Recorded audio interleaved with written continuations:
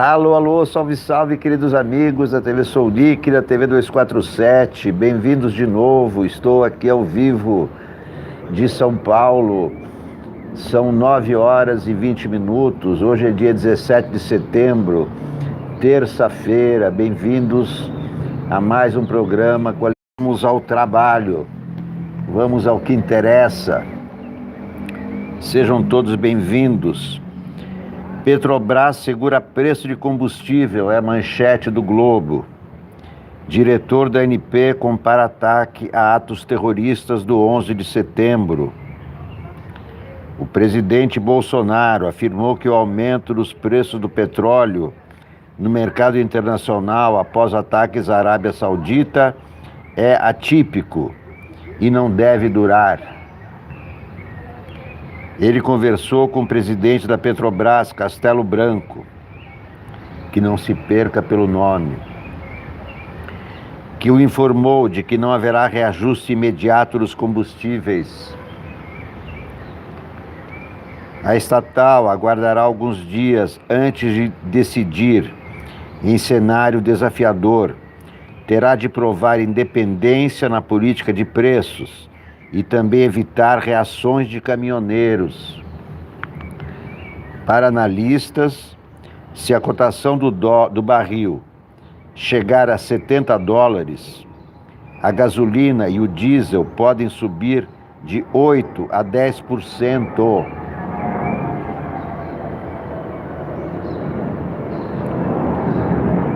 O diretor da ANP, Décio Oddone, comparou o ataque que provocou a maior queda de produção de petróleo já registrada aos atentados terroristas de 11 de setembro de 2001. O presidente Trump disse que os Estados Unidos estão com armas preparadas para responder e sugeriu que o Irã estaria por trás da agressão, mas indicou querer evitar o conflito. Teherã nega a participação. Como sempre, o Trump ameaça agredir, mas ele sabe que não pode agredir, porque tem a Rússia e a China ao lado do Irã. Há roubos, ameaças, mas não acredito em guerra dos Estados Unidos, não acredito no ataque dos Estados Unidos ao Irã em retaliação ao atentado na Arábia Saudita.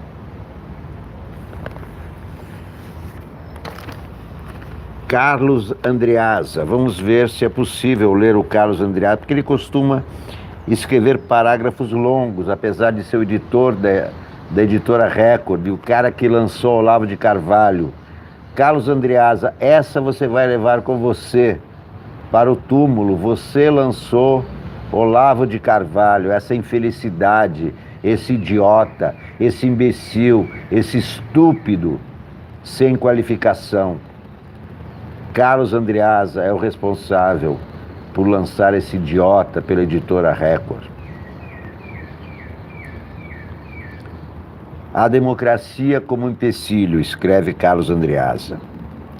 Ninguém precisava dos tweets de Carlos Bolsonaro, que é Jair Bolsonaro, para saber que a mentalidade bolsonarista considera a democracia liberal representativa um entrave ao projeto de poder autocrático que o presidente encarna e que, portanto, estimula seus agentes a investir contra os marcos institucionais que a animam. É preciso desqualificá-los, apregoá-los como fortalecimento a serviço do establishment. Não tardaria, pois, até que se divulgasse um programa de cadastramento para militantes bolsonaristas, um mecanismo de arregimentação para as milícias digitais, difundido explicitamente como um plano de adesão para a luta política concreta, em função não de abstrações ideológicas, mas do nome, do governante, do projeto. Trata-se de uma nova etapa, aquela em que se estabelece o critério da fidelidade personalista e acrítica, o que equivale a chamar o gado de gado. Sim, já vimos esse filme. Não faço aqui um alerta para o risco de uma ditadura, conforme o modelo clássico do século XX. Não. O bolsonarismo não se move para fechar Congresso, empastelar jornais ou interditar eleições, nem para reproduzir o modelo lulopetista de assalto e aparelhamento de instituições fortes, a serem assim mantidas. Não, isso é bobagem, ô Carlos Andreasa, para com isso. Sob a lógica, falar em aparelhamento do Lula, aparelhamento é o que ele está fazendo. O que é aparelhamento do Lula? Para com isso, Carlos Andreasa, pelo amor, por favor, como diria Nicolás Maduro, por favor, Andreasa. Sob a lógica da geração permanente de conflitos e crises, o bolsonarismo não opera para tomar, ocupar e cultivar instituições pujantes, mas para miná-las, desacreditá-las, enfraquecê-las, submetê-las. Aí tá certo. Concordo. A captura do corpo do Estado pela revolução reacionária. Revolução reacionária é uma contradição, né? Revolução reacionária. Depende de o edifício estar condenado, tão de pé quanto corroído, vivo, mas preso para dar equilíbrio.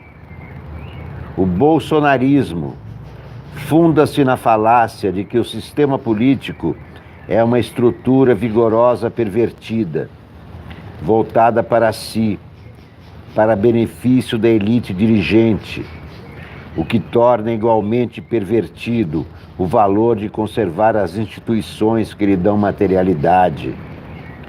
A mentalidade bolsonarista é uma personalidade revolucionária. Sua porção reacionária, entretanto, preserva a linguagem rompedora que toca o berrante do tribalismo, tanto quanto guia o rebanho para a postura religiosa da descrença. Daí porque as tantas convocações do povo, dos fiéis às ruas, para reforçar que o líder carismático pode se comunicar aos seus, governá-los sem os outros poderes, os intermediários, aqueles que atentam contra o espírito do tempo consagrado nas urnas e que devem ser submetidos ao império do voto majoritário. Não terá sido outra a inspiração para os ataques coordenados contra o Parlamento e o STF, entendidos pelo bolsonarismo como corporações de bandidos, sindicatos do crime, instituições cujas existências significariam não a garantia republicana de proteção aos indivíduos e de balanço entre forças, mas a perpetuação de redes de dominação da sociedade para que intacto reste o status quo. Mas nessa altura, aqui no mundo real, quem dominará quem? Em maio, por exemplo, operadores bolsonaristas, com a chancela do presidente, convocavam para protestos em prol da CPI da Lava Toga, uma palhaçada inócua com o intuito de investigar os tribunais superiores, destacadamente o Supremo.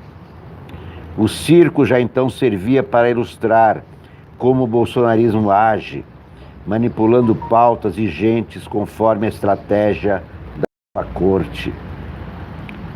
Quando era conveniente engrossar o caldo das manifestações anti-establishment, importava incorporar e inflar a agenda popular lavajatista. Naquela altura, o processo de domesticação de Sérgio Moro, subjugado pelo bolsonarismo, parecia significar também a submissão do lavajatismo, enfim, esvaziado e minguante. Só que não. E então, neste setembro, no susto, o bolsonarismo percebeu, com notável atraso, que o lavajatismo, parceiro eleitoral decisivo, controla o aparelho de Estado em influentes porções de órgãos como Polícia Federal, Receita Federal e COAF. Esta é a razão porque de súbito se opôs a tal CPI, uma atividade que só fortaleceria o braço lavajatista. A defesa de Flávio Bolsonaro, em decorrência de um especulado acordo de preservação firmado com Toffoli, etc., é preocupação lateral. O objetivo bolsonarista consiste em tirar autonomia e ter a rédea desses instrumentos, e não para proteger os seus, mas para intimidar e atacar os outros. Nesta guerra, sem dúvida cultural, o bolsonarismo se lança contra a concorrência lavajatista no domínio de ferramentas estatais de fiscalização, investigação e inteligência, e sabe que está atrás. É uma briga entre projetos autocráticos de poder.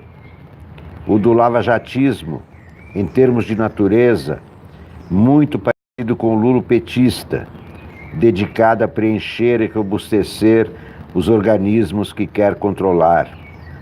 A ver se medirão forças também em 2022.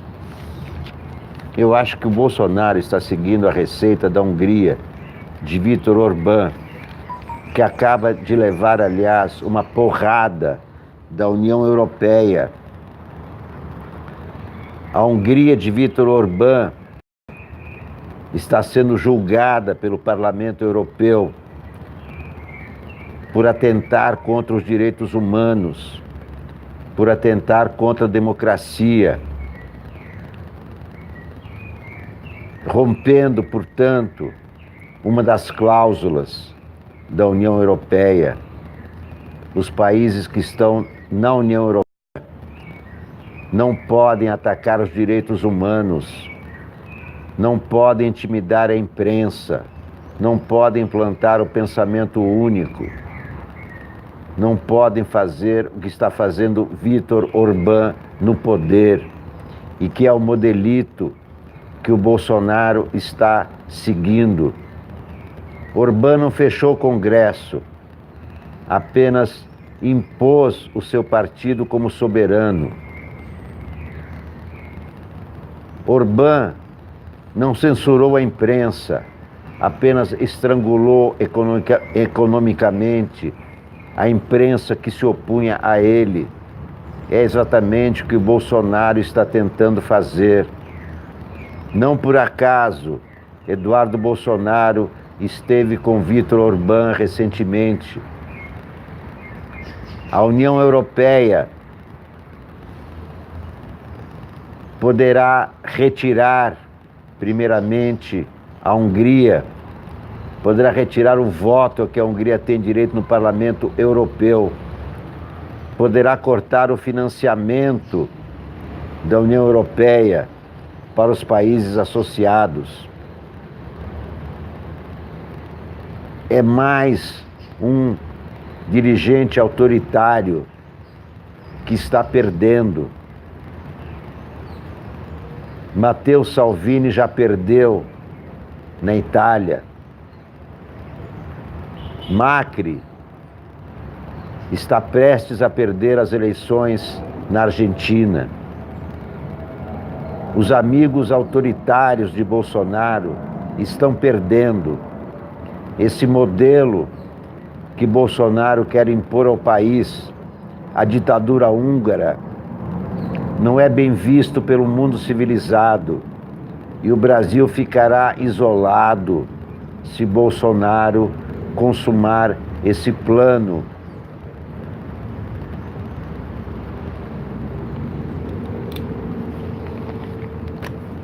Continuando com o globo.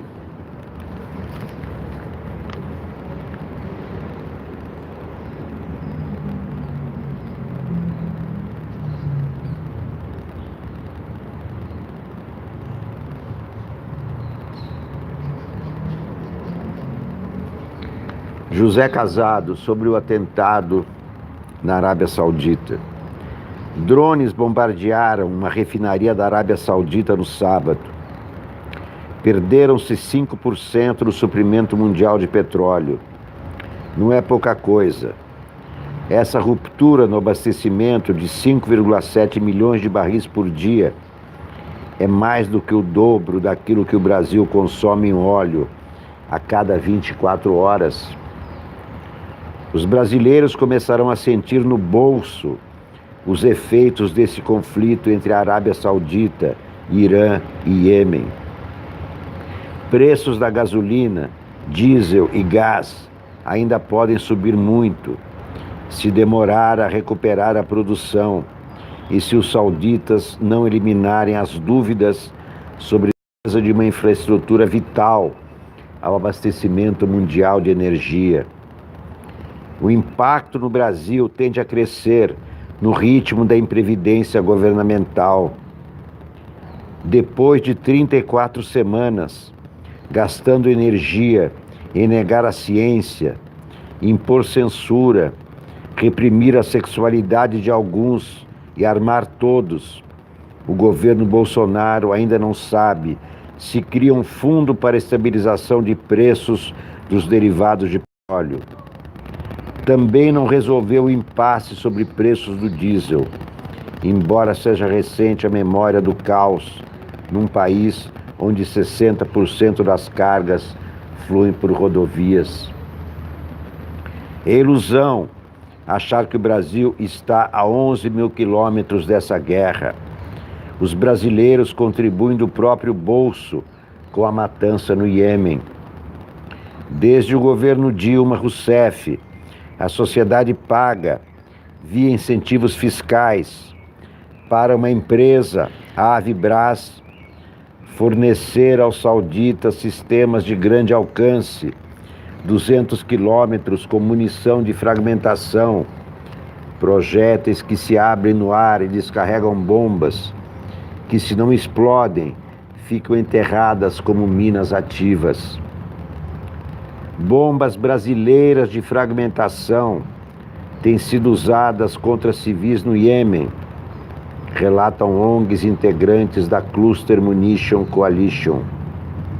Elas simbolizam uma proeza do lobby da indústria bélica, que uniu Dilma, Temer e Bolsonaro na concessão de incentivos e na rejeição a acordos para banir esse armamento. Metade das vendas da Avibraz vai para os sauditas. São 60 milhões de dólares por ano. Em outubro, Bolsonaro deve visitar em Riad o ditador MBS. O nome completo tem 18 palavras. Reputado como um dos mais sanguinários do Oriente Médio. Na bagagem levará a nova versão do sistema da Avibraz, o Astros 2020. Então é isso, o Brasil está enrolado nessa guerra. O Brasil fornece bombas fragmentadas para a Arábia Saudita.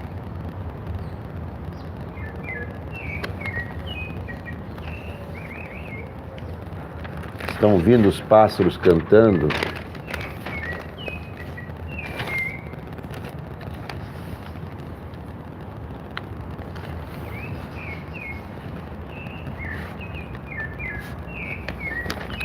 Fux prevê judicialização se reforma partidária avançar hoje no Senado.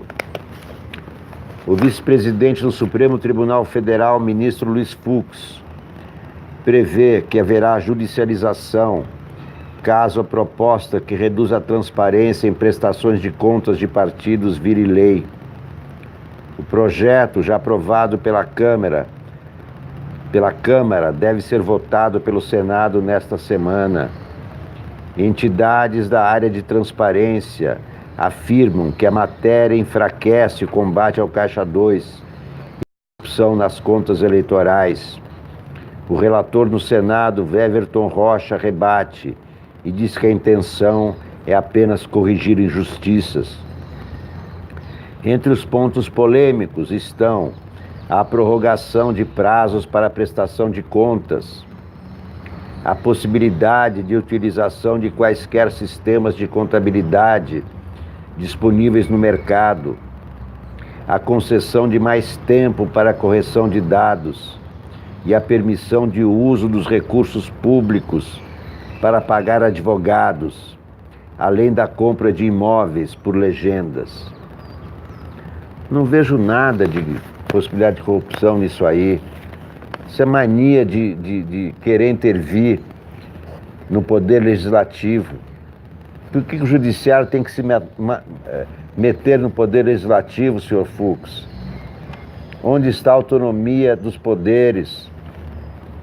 Não há nada nessa reforma que possa levar a alguma facilitação de corrupção. Nada. Isso é um absurdo. A interferência dos Fux no legislativo. Bolsonaro tem alta e diz que Carlos não errou. Pois é, como todos sabemos, né? Aquele tweet das vias democráticas, o Bolsonaro também acha a mesma coisa. Por vias democráticas não teremos soluções rápidas. Em entrevista à TV Record, Bolsonaro afirmou que seu filho, Carlos Bolsonaro, teve razão ao afirmar que por vias democráticas a transformação que o Brasil quer não acontecerá na velocidade que almejamos. Demora a transformação, porque tem discussão, é natural. Muita gente nos pressiona, como se a gente tivesse o poder de influenciar o parlamento brasileiro. Não tenho esse poder, nem quero ter esse poder. Ele até falou o óbvio, uma coisa óbvia, que nem deveria dar essa repercussão toda que se teve. Teve, obviamente, porque meu filho. Não, teve porque todos entenderam que é uma ameaça à democracia. Isso foi unânime. Na imprensa, no judiciário, no Congresso. A leitura foi unânime. Agora o Bolsonaro está querendo dourar a pílula. Ele quer dourar a pílula. A quem ele quer enganar? Foi uma declaração visivelmente golpista. E assim foi entendida por todos.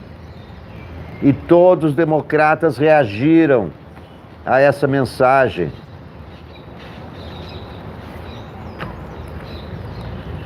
Bernardo Melo Franco escreve A Política da Intimidação.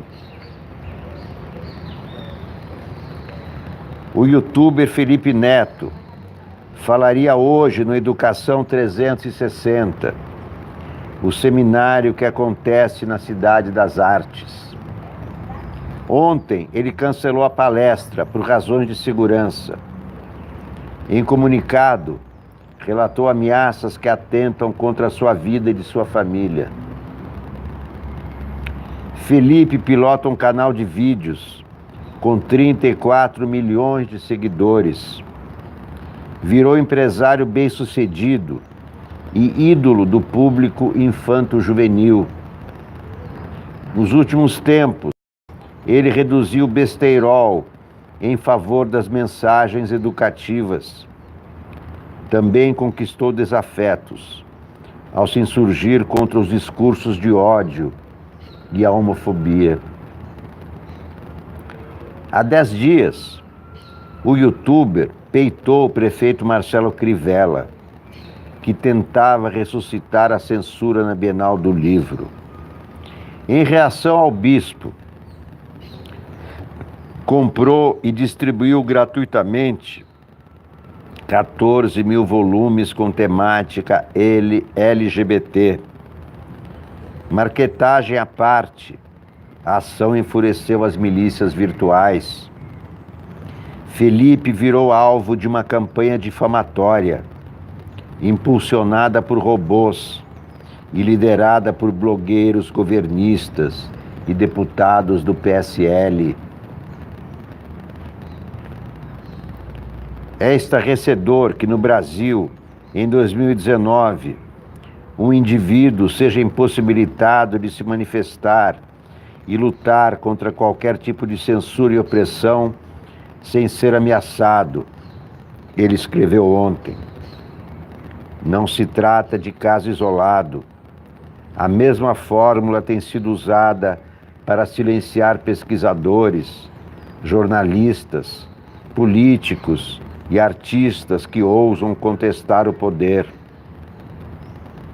Todo governo lida mal com críticas. Os últimos 3 presidentes também viveram as turras com a imprensa. No entanto, nenhum deles mostrou tanto empenho quanto o atual para sufocar o contraditório e calar as vozes divergentes. Há método por trás da política da intimidação. Em vídeo divulgado no domingo, o ideólogo Olavo de Carvalho incitou o governo e militância bolsonarista a se unirem contra quem ele vê como inimigos. Abre aspas.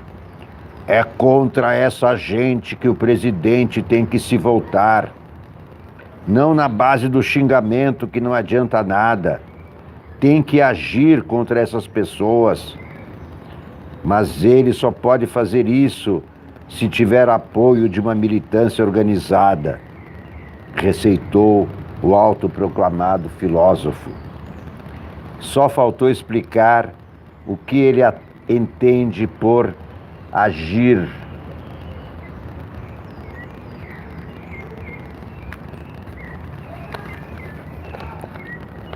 Tan tan tan tan tan tan tan tan tan tan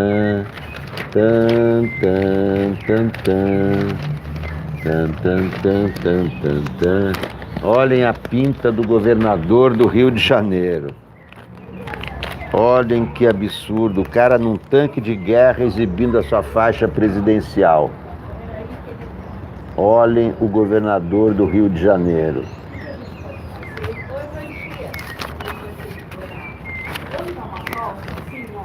Partido de Bolsonaro rompe com o governo Witzel. O racha na extrema-direita. Presidente não gostou de uso de tanque militar e de declarações do governador de que sua eleição foi por méritos próprios. Todos os deputados do PSL terão de entregar os cargos que mantêm no Palácio Guanabara. Ninguém acima de Bolsonaro, certo? Como é que é o negócio? Deus acima de todos, Bolsonaro acima de todos. Esse é o lema do governo. A relação entre Jair Bolsonaro e o governador Wilson Witzel, que já vinha dando sinais de desgaste, chegou ao seu pior momento. Anunciada oficialmente ontem, a ruptura do PSL com o governo Witzel altera o tabuleiro político para as eleições municipais do ano que vem e para o pleito em 2022. O afastamento é reflexo de declarações feitas pelo ex-juiz que irritaram o presidente, como dizer que quer ser candidato à presidência e criticar a gestão federal em entrevista à revista Época. Bolsonaro também não gostou de ver Witzel dentro de um tanque de guerra do Exército no desfile de 7 de setembro. acredita que o ex-juiz, tenta angariar a simpatia das Forças Armadas, braço da União, com intuitos eleitorais. Talvez seja uma disputa de vaidades. Espelho, espelho meu, quem é mais de extrema direita do que eu? A ordem da ruptura foi dada por Jair Bolsonaro e comunicada aos deputados estaduais pelo filho Flávio. Após ler a reportagem ontem no site do Globo, o presidente usou uma rede social para negar que a determinação tenha partido dele. Não determinei nada. Fake news. A gota d'água foi uma declaração feita em entrevista à jornalista Andréa Sadi, da Globo News, na última quarta-feira, na qual o governador disse ter sido eleito pela sua história. Fui eleito no Rio, não pelo apoio do Bolsonaro, porque ele nunca declarou voto em mim. Eu declarei que votaria nele, mas ele nunca declarou voto em mim. As pessoas me escolheram por aquilo que eu sou. Para o núcleo duro de Bolsonaro, a declaração foi uma amostra de ingratidão. Durante o segundo turno da eleição do Rio, Eduardo Paes conseguiu na justiça impedir que Witzel usasse na campanha uma foto ao lado do Flávio Bolsonaro, pelo fato de os dois não serem da mesma coligação. Witzel, então, pediu ao Flávio que autorizasse, e o Flávio assinou um documento liberando o uso da imagem. Isso aconteceu em um momento em que o Paes crescia nas pesquisas, disse um aliado próximo de Bolsonaro. Procurado, Flávio, que preside o PSL no estado, foi lacônico ao criticar Witzel. Gratidão não prescreve. Racha a direita, isso é muito bom. Não é só a esquerda que briga, a extrema-direita briga, e briga muito mais. E todos aqueles que tentarem disputar a presidência da República serão atacados por Bolsonaro. Todos aqueles dentro do governo que forem mais populares do que o Bolsonaro serão atacados. É o que está acontecendo com o Moro. O Carlos Andreasa, responsável pela publicação dos livros do Olavo de Carvalho, que fizeram muito mal à democracia brasileira, tem razão ao dizer que é uma guerra entre Bolsonaro e o lavajatismo.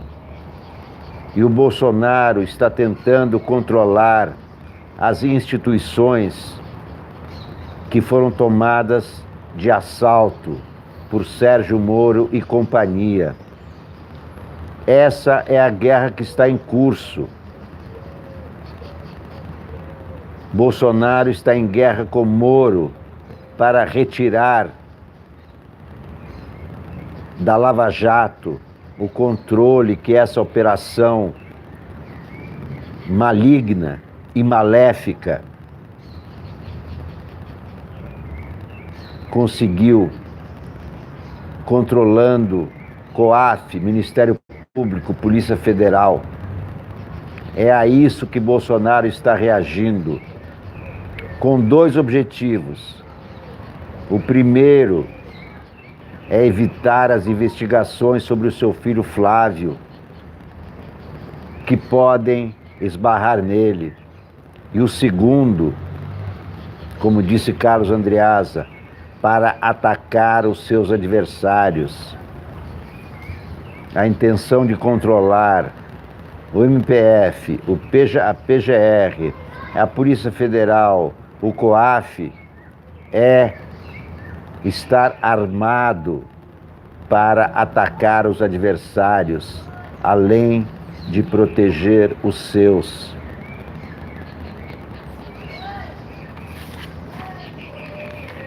Bolsonaro acima de tudo. Esse é o lema desse governo. Bolsonaro acima de tudo. Folha de São Paulo, vamos à Folha de São Paulo.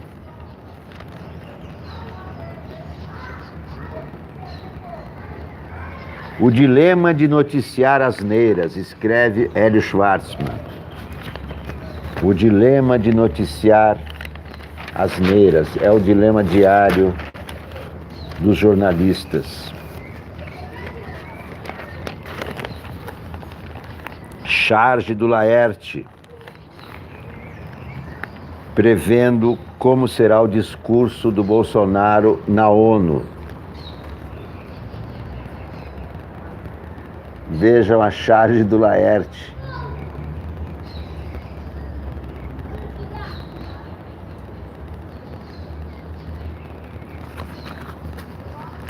Como noticiar asneiras? Pergunta Hélio Schwartzman.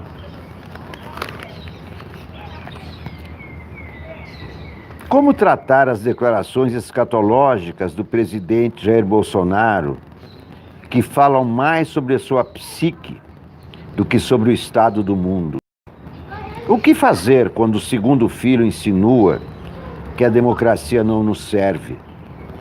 E quando o terceiro desfila ostensivamente com uma arma na cintura? Tais imagens devem ser publicadas? As asneiras ditas e encenadas quase diariamente por Bolsonaro e seu entorno colocam a imprensa numa sinuca de bico. A missão do que os britânicos chamam de quality press é dupla. Devemos, por um lado, destacar aquilo que tem interesse público, sem nos perder nas irrelevâncias típicas do reino da fofoca, e menos ainda em psicoses privadas.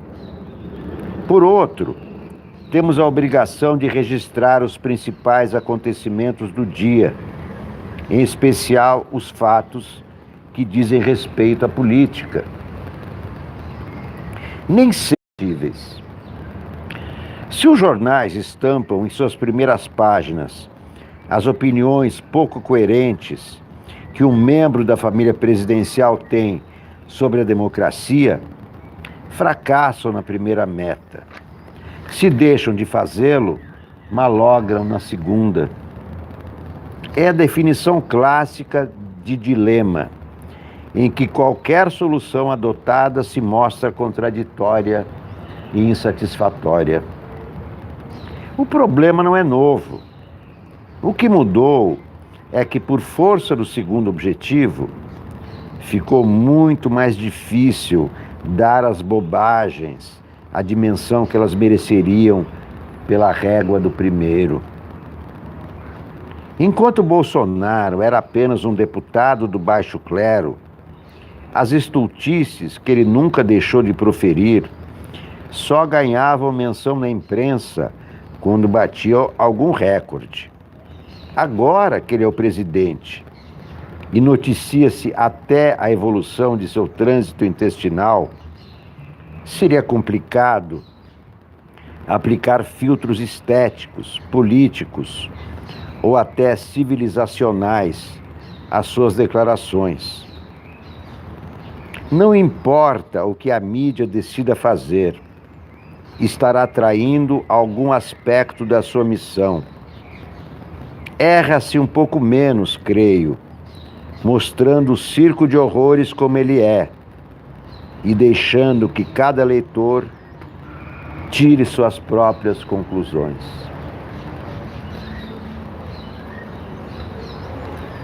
Como noticiar as asneiras? Todo dia eu me vejo às voltas também com essa pergunta. Comento ou não a bobagem que ele disse? Quando eu comento, a bobagem dele é mais divulgada ainda. E o que fica mais forte? A bobagem dele ou a minha crítica à bobagem dele? É uma dúvida, é uma indagação que eu me faço diariamente. Às vezes eu penso, hoje não vou falar do Bolsonaro, vou ignorar. Mas o que adianta eu ignorar o Bolsonaro se ele é o maior formador de opinião do Brasil? Qualquer presidente da República é o maior formador da opinião de um país, porque ele fala muito mais do que todos os outros. Podem contar os centímetros na imprensa escrita, podem contar os meios de televisão. Ninguém tem mais tempo nos meios de comunicação do que um presidente da República. Ele é o maior formador de opinião do país. Eu posso até ignorar o que diz o Bolsonaro, mas a Folha vai noticiar, o Globo vai noticiar, a TV Globo, a TV Record, todas as TVs. Não há como calar um presidente da República por mais bobagens que ele diga, por mais histérico e histriônico que ele seja, por mais que as suas declarações façam mal, e fazem mal à saúde, como nos rótulos dos cigarros, as declarações do Bolsonaro deveriam ter uma tarja preta. Essas declarações fazem mal à saúde. Deveria haver uma advertência, mas é impossível ignorar o que diz um presidente da República.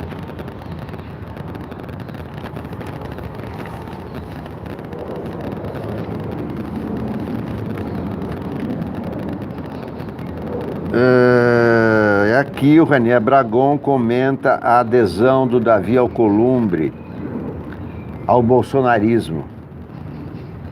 Davi Alcolumbre está negociando com seus colegas senadores a aprovação do Eduardo Bolsonaro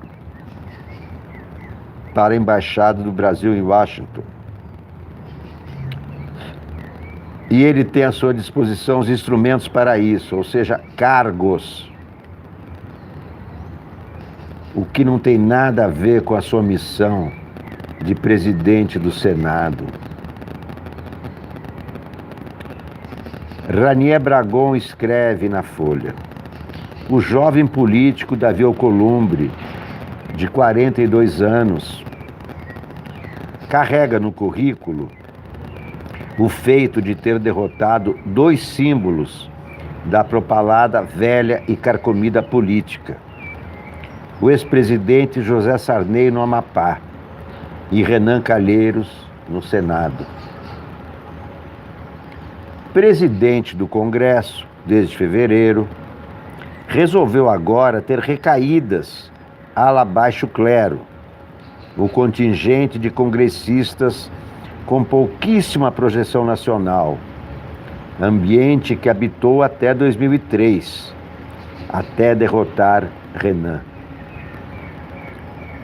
Reportagens relatam, já há algum tempo, que Alcolumbre trabalha nos bastidores para convencer colegas a aprovar a indicação de Eduardo Bolsonaro à embaixada em Washington.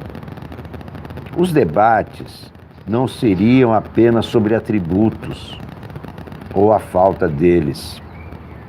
Vão-se os hambúrgueres e entram os carguinhos, as boquinhas, as emendinhas e todo e qualquer pleito que o interessado tenha ou possa vir a ter na administração federal.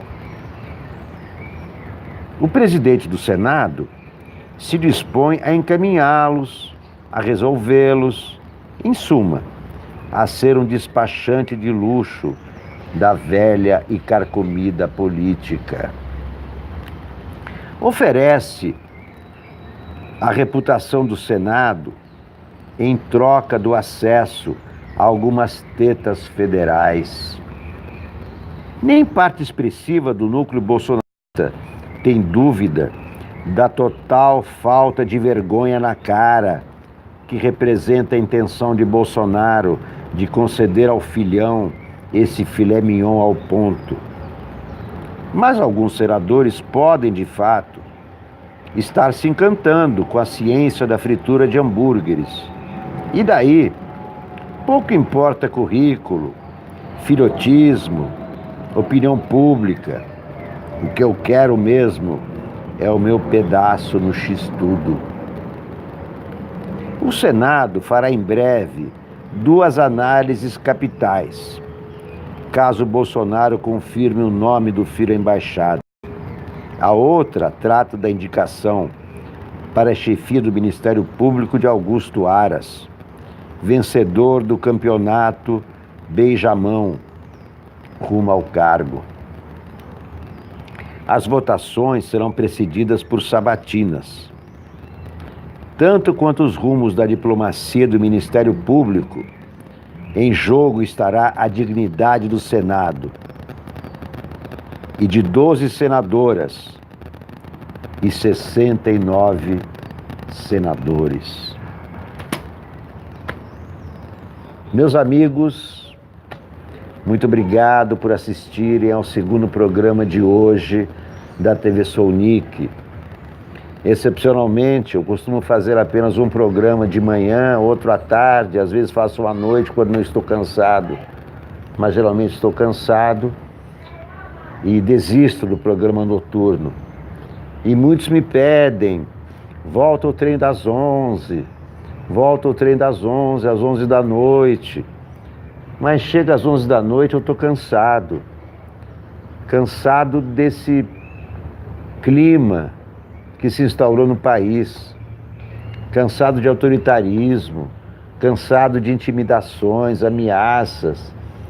É esse que está sendo ameaçado, é esse que tem que levar a mãe para o exterior, é esse que silenciou, é esse que saiu do país. Isso me cansa diariamente. Como me cansa também falar, claro, veja, eu estou quase ficando rouco, porque estou falando há 2 horas com vocês, mas esse é o meu trabalho, falar.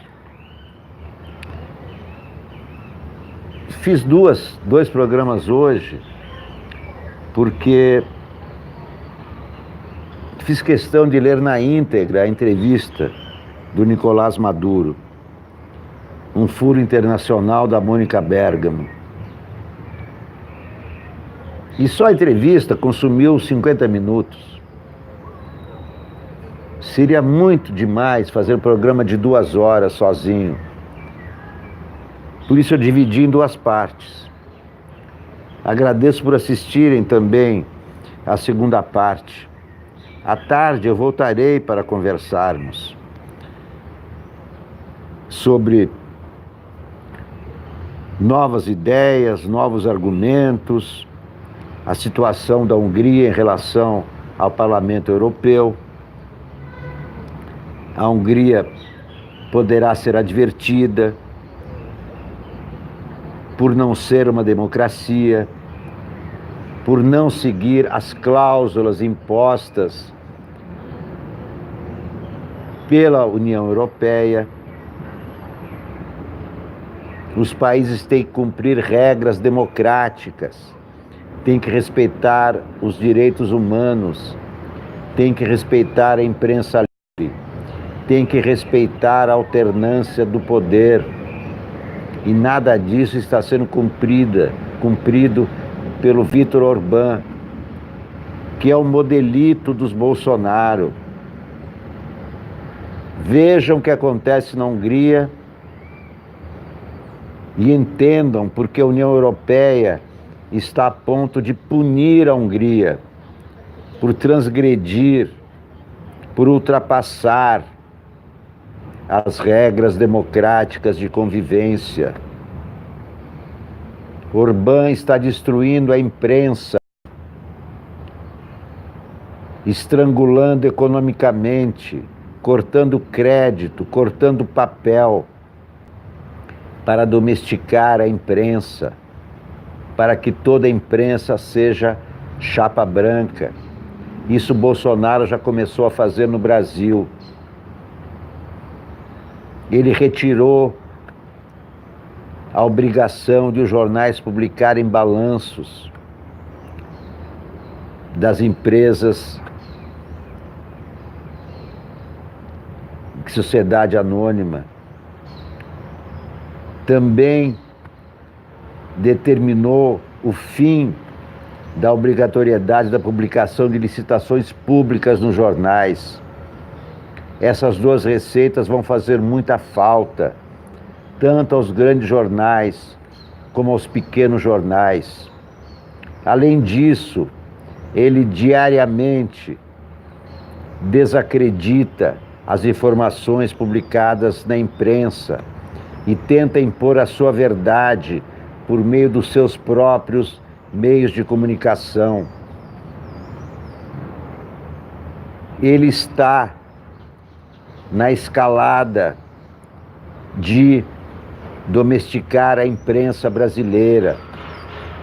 Além disso, ele está tentando controlar todas as instituições que fiscalizam as atividades do Estado brasileiro e daqueles que atuam no Estado brasileiro, com dois objetivos. O primeiro é proteger o seu filho Flávio das investigações a respeito do escândalo Queiroz, que está parado, que só será retomado em novembro. Essa escalada de Bolsonaro rumo ao autoritarismo prescinde do fechamento do Congresso, prescinde do fechamento do STF, prescinde da censura. A censura dele é econômica. Ele espalha para a sua militância que os jornais só dizem mentiras.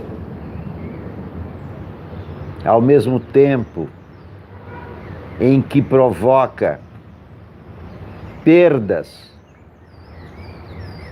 enormes nas receitas desses jornais. A intenção é que os jornais ou fechem ou adiram as teses governistas.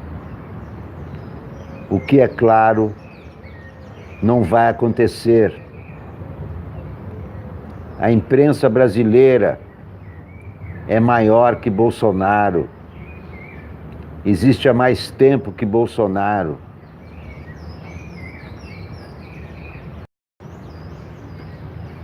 E o diabo velho, não é mais esperto por ser diabo, mas por ser mais velho.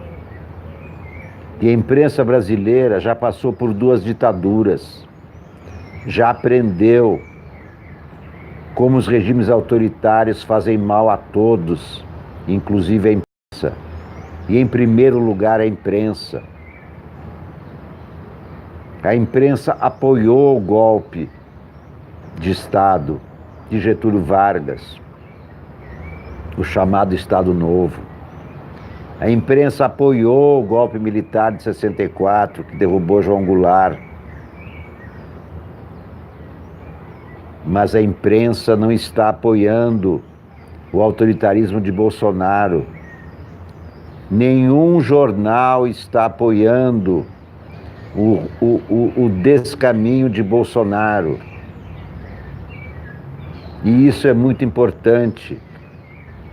Enquanto a imprensa continuar sendo crítica, Bolsonaro estará impedido de dar um passo a mais no rompimento com a democracia. Ele tenta todos os dias, seus filhos tentam todos os dias romper a democracia, conspurcar a alma brasileira. Mas o Brasil é muito maior que Bolsonaro. A imprensa é muito maior que Bolsonaro.